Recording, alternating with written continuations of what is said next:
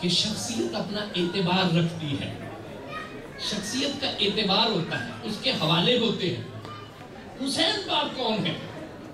حسین کتنے حوالوں کا سنگم ہے؟ حسین کی شخصیتوں میں کون سے حوالے ہیں؟ حسین وہ ہیں جو کہ سورہ کوثر کے وعدے کا مصداق ہے، سورہ کوثر کے وعدے کا مصداق ہے۔ بہت سی تشریحات ہیں نا سورہ کوثر کی۔ حضور کے شہزادے قاسم اور عبداللہ دنیا سے پردہ کر گئے۔ کافروں نے کہا کہ محمد تو ابتر ہو گئے نا۔ ابتر اسے کہتے ہیں جن کی اولاد نہ ہو، اولاد نریدہ نہ ہو، اب ان کے پیغام کو کون آگے چلائے گا؟ مفسرین نے کہا کہ اللہ نے کہا کہ ان شانیہ کا هو الابتر، میرا محبوب ابتر نہیں ہوگا۔ قاسم اور عبداللہ لے لیے، حسن اور حسین دے دیے۔ سبحان اللہ، سبحان اللہ۔ قاسم اور عبداللہ لے لیے اور حسن اور حسین دے دیے۔ اور دیکھو نا پھر حسن اور حسین کی پوری لڑی کو دیکھ لو آج تک۔ زین العابدین کو دیکھو، امام محمد باقر کو دیکھو، جعفر صادق کو دیکھو، موسیٰ کاظم کو دیکھو۔ یہ سیدنا غوث اعظم کون ہے؟ یہ داتا گنج بخش کون ہے؟ یہ خواجہ غریب نواز اجمیری کون ہے؟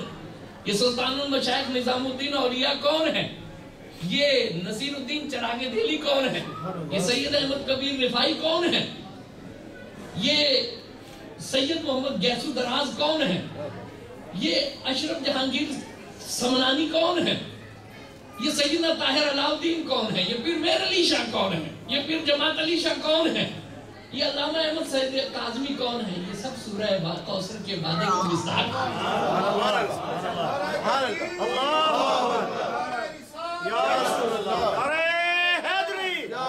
تیری نسل پاک میں ہے بچہ بچہ نور کا، تو ہے عین نور، تیرا سب گھرانہ نور کا۔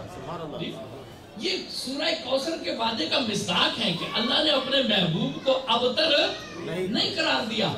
آج کون ہے جو کہے کہ میں ابو جہل کی اولاد ہوں یا ابو لہب کی اولاد ہوں؟ جی، اور ہر مجلس میں کوئی ایسا ضرور ہوگا کہ وہ دعویٰ نہ بھی کرے تو اسے ہم تکریم کی نظر سے دیکھتے ہیں کہ یہ مصطفیٰ کی اولاد۔ سبحان اللہ، سبحان اللہ، بے شک۔ وہ دعویٰ نہ بھی کرے نا تو اس کے چہرے پہ لکھا ہوتا ہے کہ اس کی رگوں میں خون رسول گردش کر رہا ہے۔ اسے کہنے کی ضرورت نہیں ہوتی، اس کی خوشبو سے مشام جاں معطر ہو جاتے ہیں۔ جی، آج کوئی بھی ایسا نہیں ہے جو دعویٰ کرے کہ میں امیہ بن خلف کی اولاد ہوں۔ اس پہ کون فخر کرتا ہے؟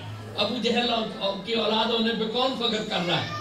ابو لہب ہونے پہ کی اولاد ہونے پہ کون فخر کر رہا ہے؟ اللہ نے کہا ان شانیہ کا هو الابتر، تیرے دشمن ابتر ہو جائیں گے، ان کی اولادیں بھی ان کا نام لینا پسند نہیں کریں گی، اور تیری اولاد قیامت تک فخر سے کہے گی ہم اہل رسول، سبحان اللہ۔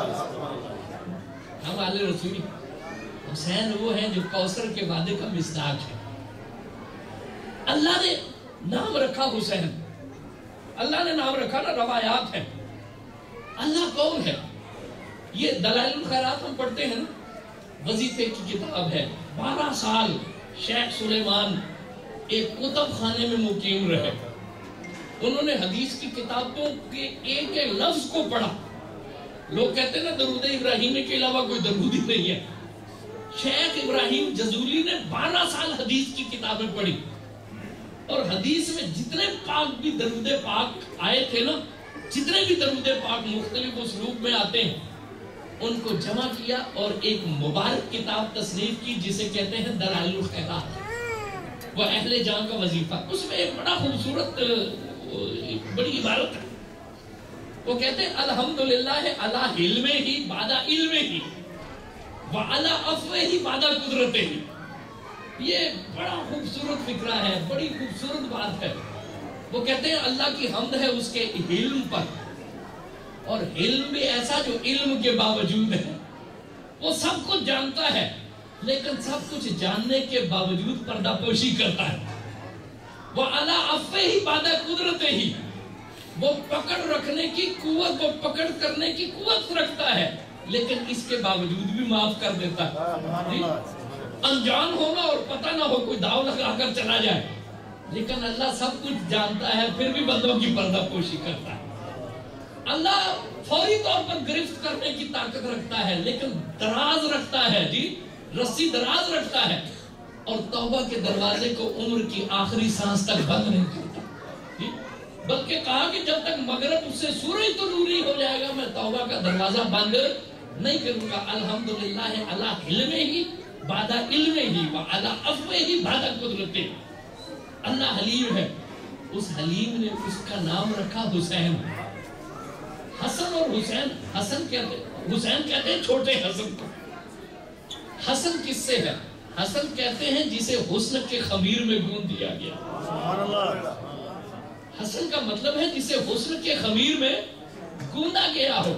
جب اللہ نے یہ نام رکھا تو اس کا مطلب یہ تھا کہ حسین میں کوئی تکبر نہیں ہے، حسین میں کوئی انا نہیں ہے، حسین کو اللہ نے حسن کے خمیر میں گوند کر بھیجا۔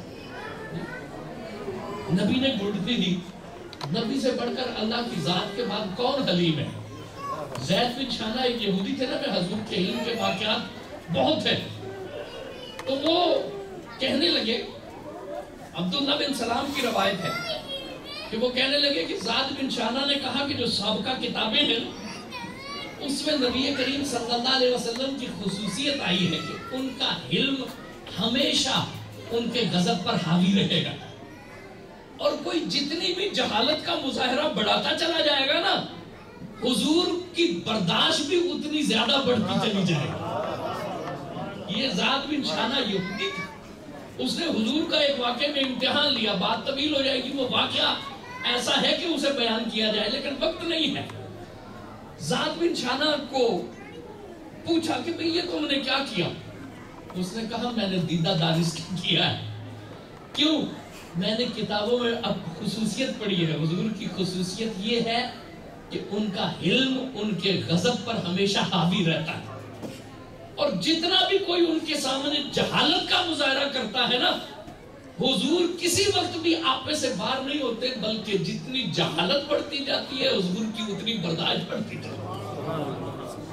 اس نے کہا یہ دو نشانیاں میں دیکھنا چاہتا تھا، جتنی علامتیں میں نے پڑھی تھی نا وہ ساری میں نے دیکھ لی، ان دو نشانیوں کا بھی میں تجربہ کرنا چاہتا تھا، وہ میں نے تجربہ کر لیا ہے، اور میں گواہی دیتا ہوں کہ محمد مصطفیٰ صلی اللہ علیہ وسلم اللہ کے رسول۔ اس حلیم نے حسین ابن علی کو گڑتی دی، جی وہ گڑتی دے، وہ نظر ڈال دے تو زاویے ہی تبدیل ہو جاتے ہیں۔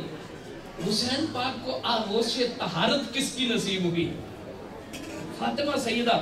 ابو داؤد شریف کی ایک بڑی حدیث ہے، نبی کریم صلی اللہ علیہ وسلم نے فرمایا کہ میری یہ جو بیٹی فاطمہ ہے نا، یہ جنت کی حوروں کی طرح ہے۔ وہ مسائل ہوتے ہیں، تبھی مسائل ہیں خواتین کے، وہ کچھ دن ایسے ہیں جس میں نماز نہیں پڑھتی، کچھ دن ایسے ہیں جس میں روزے قضا کر لیتی ہیں، مصحف شریف کو وہ نہیں چھوتی، یہ مسائل ہیں۔ اللہ تبارک و تعالیٰ کا ایک نظام ہے، اس نظام میں اپنی ایک حکمتیں ہیں، لیکن حضور نے فرمایا میری بیٹی فاطمہ سے ایسا کوئی عارضہ لاحق نہیں ہوتا، جس طرح جنت کی حوروں کو ایسے عوارض نہیں ہے، اسی طرح فاطمہ کا کوئی دن بھی ایسے عارضے سے لاحق نہیں ہوتا۔ اس کا مطلب کیا ہے کہ کوئی وقت ایسا نہیں ہے کہ نماز کا وقت ہو اور فاطمہ پڑھ نہ سکے، کوئی دن ایسا نہیں ہے کہ فاطمہ روزہ نہ رکھ سکے، کوئی وقت ایسا نہیں ہے کہ فاطمہ قرآن کو چھونا چاہے اور قرآن کو چھو نہ سکے۔ فاطمہ کو اللہ تبارک و تعالیٰ نے رضی اللہ عنہ، اللہ تبارک و تعالیٰ نے طبی طور پر، کیوں؟ وہ سجدہ کرتی تھی نا تو کہتی تھی اے اللہ تیری راتیں کتنی چھوٹی ہیں، تیری راتیں کتنی مختصر ہیں، میرے تو ایک سجدے کا ذوق بھی جو ہے وہ پورا نہیں ہوا، ایک سجدے کا ذوق بھی نہیں پورا ہوا۔ فاطمہ کو اللہ نے ذوق عبادت دیا تھا، فاطمہ کے وجود کو اللہ نے ایسا طیب بنا دیا کہ کسی وقت بھی فاطمہ اللہ کے ذکر سے منقطع ہوتی ہے، اللہ کی نماز سے منقطع نہیں ہوتی، روزے سے منقطع نہیں ہوتی۔ وہ روزہ رکھنا چاہیں تو کوئی دن ایسا نہیں ہے کہ وہ روزہ نہ رکھے، وہ نماز پڑھنا چاہیں وہ ہر نماز کو انہوں نے پڑھا، اور ان کا کوئی وقت ایسا نہیں ہے کہ وہ قرآن چھونا چاہیں اور چھو نہ سکے۔ اللہ تبارک و تعالیٰ نے ان کے وجود کو طیب و طاہر پیدا کیا، اس وجود سے حسین پیدا ہوا۔ جی علی مرتضیٰ ایک شخص جنگ ہے، دشمن سے نبرد آزما ہے، علی نے اسے گرا دیا پہلے ہی حملے میں، اور سینے پہ سوار ہو گئے، ذوالفقار بدل ہوئی۔ اب علی کی گرفت سے بچنا کوئی آسان ہے؟ کون بچ سکتا ہے؟ اس نے دیکھا تو کہ میں تو اب بچ تو صحیح سکتا، تو ایک بڑی رذیل سی حرکت کر دی۔ حضرت علی کا وہ چہرہ جسے دیکھنا رسول اللہ نے عبادت قرار دیا۔ جی رسول اللہ کی حدیث ہے نا، علی کے چہرے کو دیکھنا بھی عبادت ہے۔ اس نے بڑی جسارت کی اور اس چہرے کی طرف رخ کر کے تھوک دیا۔ کتنی بڑی جسارت ہے! اب تقاضا کیا تھا کہ جنگ میں ایک شخص گرفت میں ہے، وہ ایسی خسیس حرکت کر دیتا ہے تو اسے تو سسکا کے مارا جاتا، مسلح کیا جاتا، اس کی لاش کے چیتھڑے اڑا دیے جاتے۔ علی مرتضیٰ اس کے سینے سے اٹھ کھڑے ہوئے اور کہا جاؤ۔ بڑا حیران ہوا کہ شیر خدا کی گرفت سے بچ گیا، کچھ بھی بڑا ہوا، لیکن حیران بھی ہوا۔ اس نے کہا جان تو بچ گئی، لیکن سوال ضرور پوچھوں گا کہ میں نے تو ایسی حرکت کی کہ مجھے سسکا کر مارتے، آپ نے مجھے چھوڑ کیوں دیا؟ آپ نے فرمایا کہ بات یہ ہے کہ علی کسی سے انا کی جنگ نہیں کرتا، میری اور تمہاری ذاتی کوئی جنگ نہیں تھی۔ جب تم نے یہ حرکت کی نا تو شائبہ پیدا ہو گیا، اندیشہ پیدا ہو گیا کہ اب میں تمہیں ماروں گا تو اپنی ذات کا انتقام بھی شامل ہو جائے گا۔ علی کسی سے اپنی ذات کی توہین کا انتقام نہیں لیا۔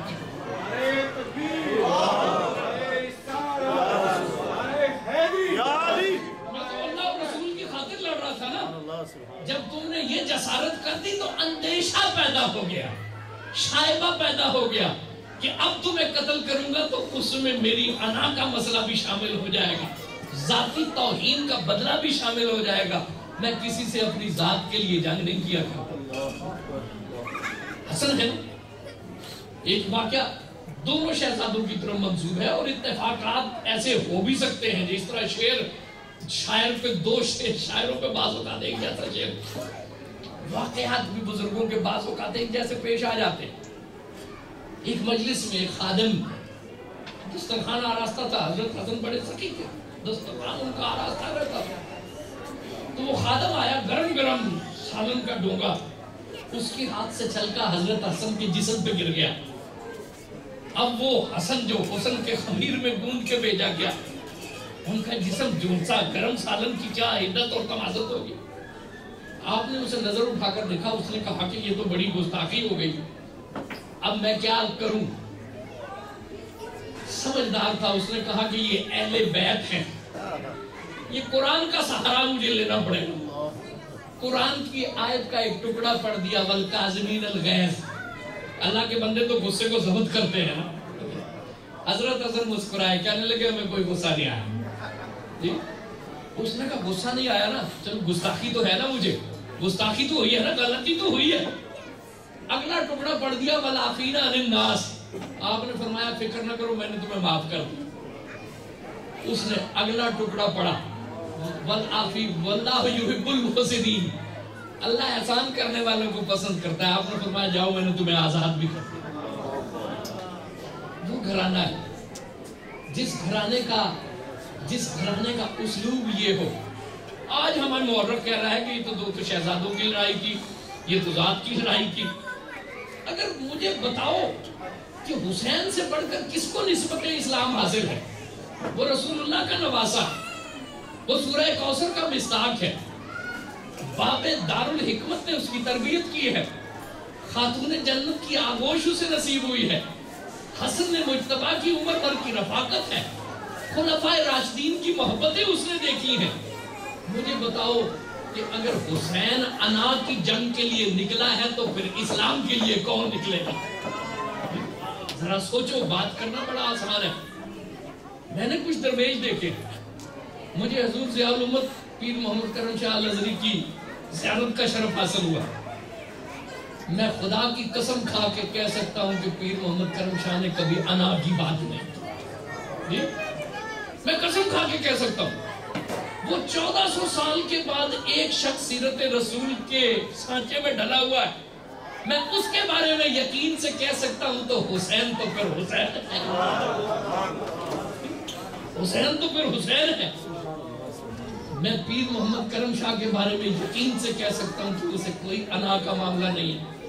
مجھے کاظمی صاحب کی زیارت کا شرف حاصل ہے، میں ان کے بارے میں یہ یقین سے کہہ سکتا ہوں، میں نے امام احمد رضا خان بریلوی کو پڑھا ہے، ہم ان کی نعتیں پڑھتے ہیں، میں ان کے بارے میں قسم اٹھا سکتا ہوں کہ اس نے جو کچھ بھی لکھا خلوص سے لکھا ہے، کسی سے انا کی جنگ نہیں لڑی، کسی سے اپنی ذات کی جنگ نہیں لڑی۔ ہماری تاریخ بڑی پڑی ہے، تو مجھے بتاؤ کہ جب صدیوں کے بعد کے یہ کردار ہیں جن کی خلوص نیت کی قسم کھائی جا سکتی ہے، تو حسین تو پھر حسین ہے، حسین تو پھر حسین ہے نا جی۔ شاہ نیاز بریلوی نے کیا سادگی سے بات کہہ دی ہے، اے دل بگیر دامن سلطان اولیاء، اے دل بگیر دامن سلطان اولیاء، یعنی حسین ابن علی جانے، سبحان اللہ، اے دل بگیر دامن سلطان اولیاء، یعنی حسین ابن علی جانے اولیاء۔ حسین ابن علی تو اولیاء کی جان ہے، ولی وہ ہوتا ہے، دیکھو حدیث شریف میں آتا ہے کہ جس میں رائی کے برابر بھی تکبر ہوگا نا، اسے جنت کی ہوا بھی نہیں لگے گی، ہے نا، یہ جہاں سب حدیث شریف ہے نا قاری صاحب، جس میں رائی کے برابر بھی تکبر ہوگا اسے جنت کی ہوا بھی نہیں لگے گی۔ جس میں تکبر اور انا ہو، جنت میں جانا تو دور کی بات ہے، اسے تو جنت کی مہک بھی نہیں آئے گی، وہ جنت کے نوجوانوں کا سردار کیسے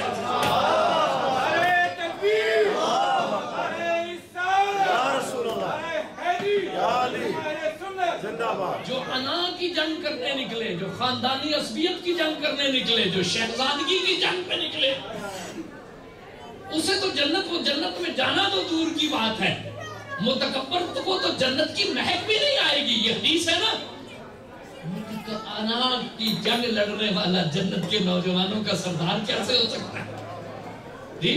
اگر وہ جنت کے نوجوانوں کا سردار ہے نا، تو پھر جنتیوں کے سارے اوصاف موجود ہیں اس میں، اور جنتیوں کے اوصاف کیا ہوتے ہیں؟ کیا اوصاف ہوتے ہیں؟ نبی پاک صلی اللہ علیہ وسلم نے فرمایا 360 اوصاف ایسے ہیں کہ جن میں سے کوئی ایک بھی ہو نا تو وہ بس اسے بالآخر جنت میں لے جائے، وہ بس اسے جنت میں لے جائے گا۔ کوئی ایک بس بھی ہو نا، حضور نے فرمایا 360 اوصاف ایسے ہیں، وہ اوصاف حمیدہ ان میں سے کوئی ایک بھی ہو تو وہ اسے جنت میں لے جائے گا۔ ابو بکر صدیق نے بڑے اشتیاق سے پوچھا، یا رسول اللہ، کیا مجھ عاجز کی ذات میں بھی کوئی ایسا وصف ہے کہ میں بھی یہ توقع کروں کہ میں جنت میں چلا جاؤں گا، اللہ مجھ پہ کرم فرما دے گا، میری بھی بخشش ہو جائے گی؟ کوئی ایسا وصف حضور مجھ میں بھی دیکھتے ہیں ان 360 اوصاف پہ سے؟ حضور نے فرمایا، اے ابو بکر تم میں تو وہ 360 اوصاف موجود ہیں، سبحان اللہ، 360 اوصاف موجود ہیں۔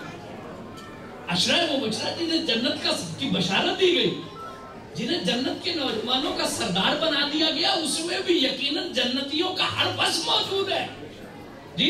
جنتیوں کے جتنے اوصاف ہیں حسین پاک میں موجود ہیں، تو وہ سردار ہے نا، وہ سردار ہے، وہ اوصاف ہیں۔ یہ انا کی جنگ نہیں ہے، یہ ایک مفہوم ہے۔ آئیں قرآن پاک کی چند آیتیں میں پیش کرتا ہوں۔ پہلے دیکھیں، اللہ نے فرمایا، اقبال کہتا ہے رمز قرآن حسین نموکتے ہیں۔ رمز قرآن اللہ کیا کہتا ہے؟ اللہ کہتا ہے فَادْخُلُوا فِي السِّلْمِ كَافَّةً، دین میں پورے پورے داخل ہو جاؤ۔ آج یہ بات بہت سمجھنے کی ضرورت ہے۔ ایک ہندو اٹھتا ہے، گنگا قریب ہو وہ اشنان کر دیتا ہے، وہ سمجھتا ہے میں پاک اور پوتر ہو گیا۔ گنگا قریب نہ ہو، قریبی بت خدے میں چلا جاتا ہے، وہ مورتی کے آگے پرارتھنا کرتا ہے، پرشاد کھاتا ہے، مادے پہ تلک لگاتا ہے، مذہب کا کام مکمل ہو گیا۔ مندر قریب نہ ہو، گھر میں اس نے ایک گوشہ لگایا ہوا ہے، وہاں بھگوان کی مورتی ہے، وہاں جا کے رسم ادا کرتا ہے۔ اب بنیا دن میں جو کچھ مرضی کرتا رہے، بھگوان کا اس سے کوئی تعلق نہیں ہے۔ وہ سود پہ کام کرے، بیاج پہ کام کرے، غریب کا خون نہ چھوڑے، اس کے مذہب کا اس سے کوئی تعلق نہیں۔ 8ویں دن پاپا کے سامنے جائیں، اعتراف کی کھڑکی کے سامنے کریں کہ میں بندہ بشر ہوں، مجھ سے یہ غلطی ہو گئی ہے، مناسب نذرانہ پیش کریں، وہ بلیسنگ کر دیں۔ پچھلے 8 دن کے گناہ معاف ہو گئے، اب ایک نئے عزم سے میدان کارزار میں اتر جاؤ، 8 دن تمہارے اپنے ہیں، مذہب کا کوئی عمل دخل تمہارے نہیں ہے۔ مذہب کا یہ محدود سا تصور ہے کہ کچھ رسومات پوری کر لو نا تو پھر مذہب کا تقاضا پورا ہو جاتا ہے۔ ہم صبح اٹھتے ہیں، وضو کرتے ہیں، نماز پڑھتے ہیں۔ پہلے شرفاء ننگے سر بازاروں میں جانا مایوس سمجھتے تھے، اب ٹوپی کے ساتھ بازار میں جانے سے جو ہے وہ تہمت شروع ہو جاتی ہے۔ مسجدوں میں ٹوپیوں کا انتظام ہے، انسان جاتا ہے ٹوپی سر پہ رکھ لیتا ہے، نماز پڑھتا ہے، نماز پڑھی ٹوپی واپس ٹوکری میں رکھ دی۔ تو کیا اللہ کے ساتھ ہمارا تعلق مسجد کی ٹوپی والا ہے کہ مسجد میں داخل ہوئے اور ٹوپی سر پہ رکھ دی اور واپس آئے اور ٹوپی واپس ٹوکری میں رکھ دی؟ نہیں، اللہ کہتا ہے جس پروردگار کو اللہ اکبر کہہ کے اس کے سامنے حاضر ہوئے ہو نا، تو جب نماز سے فارغ ہوئے ہو تو کہا ہے السلام علیکم ورحمت اللہ۔ نماز نے تمہیں سلامتی کا پیغام دیا ہے، نماز سے باہر آئے ہو تو معاشرے کے لیے سلامتی کا پیغام لے کر آنا ہے۔ گھر جاؤ گے تو بھی اللہ ہے، بازار میں جاؤ گے تو بھی اللہ ہے، کاروبار کرو گے تو بھی اللہ ہے، حتیٰ کہ حکمران بن جاؤ گے تو تب بھی اللہ کا حکم مانو گے۔ فادخلوا فی السلم کافہ۔ صرف نماز پڑھ لینے سے مسلمان نہیں ہو جاؤ گے، صرف نماز پڑھ لینے سے اللہ کا حق ادا نہیں ہوگا، قدم قدم پر اللہ کی بندگی ہے۔ خدا کے بند عاشق تو ہیں ہزاروں، بندوں میں پھرتے ہیں مارے مارے، میں اس کا بندہ بنوں گا جس کو خدا کے بندوں سے پیار ہوگا۔ جی اِلَّا الَّذِينَ آمَنُوا وَعَمِلُوا الصَّالِحَاتِ۔ عامل الصالحات کیا ہیں؟ لوگوں کے ساتھ بلائی ہے نا۔ الَّذِينَ يُؤْمِنُونَ بِالْغَیبِ وَيُقِیمُونَ الصَّلَاةَ وَمِمَّا رَزَقْنَاهُمْ يُنْفِقُونَ۔ ایمان لاؤ غیب پہ، پھر نماز پڑھو، پھر اللہ کے بندوں پہ انفاق کرو۔ فَادْخُلُوا فِي السِّلْمِ کافہ، دین میں پورے داخل ہو جاؤ۔ پروفیسر صاحب نے آیت پڑھی، وقت اتنا نہیں تھا کہ یہ ساری باتیں کرتے، جو آیت انہوں نے پڑھی اس کی ایک رمز کی طرف میں اشارہ کرتا چلا جاتا ہوں۔ اللہ نے کہا اطیعوا اللہ واطیعوا الرسول واولی الامر منکم، اطاعت کرو اللہ کی، اطاعت کرو رسول اللہ کی، اور اپنے اولی الامر کی، حاکم کی اطاعت کرو۔ 3 اطاعتیں ہیں نا، ایک انسان ہے اس نے 3 اطاعتیں کرنی ہیں۔ پہلے کس کی اطاعت کرنی ہے؟ اللہ کی، یہ بات ذرا غور سے سنیے۔ پھر اطاعت کرنی ہے رسول اللہ کی۔ پھر نفس میں مملکت چلانے کے لیے ایک امیر ہے، ہر آدمی اپنی ڈائریکشن خود نہ بنائے، امیر کے پیچھے چلے، پھر امیر کی اطاعت کرنی ہے۔ تو 3 ذاتوں کا ہم نے حکم ماننا ہے، اللہ کا، رسول کا، اولی الامر کا۔ لیکن اس آیت پہ غور کرو، لفظ اطاعت 3 دفعہ نہیں ہے، لفظ اطاعت ہے 2 دفعہ۔ ذاتیں 3 ہیں جن کی بات ماننی ہے، اللہ کی، رسول کی، اولی الامر کی، لیکن جو لفظ اطاعت ہے یہ 3 دفعہ نہیں ہے، یہ 2 دفعہ ہے۔ جی اطیعوا اللہ واطیعوا الرسول، اس کا مطلب ہے مستقل بذات اطاعت ہے اللہ کی کہ قرآن میں جو حکم آیا، پھر مستقل بذات اطاعت ہے رسول اللہ کی کہ جو حدیث و سنت میں آیا۔ جب حاکم کی بات آئے گی نا تو وہ اللہ اور رسول کی طرح مستقل حاکم نہیں ہے، وہ اس لیے حاکم ہے کہ اللہ اور رسول کی اطاعت میں لوگوں کو لے کر آئے، وہ اپنی اطاعت کروانے کے لیے حاکم نہیں ہے، وہ اللہ اور رسول کی اطاعت کروانے کے لیے۔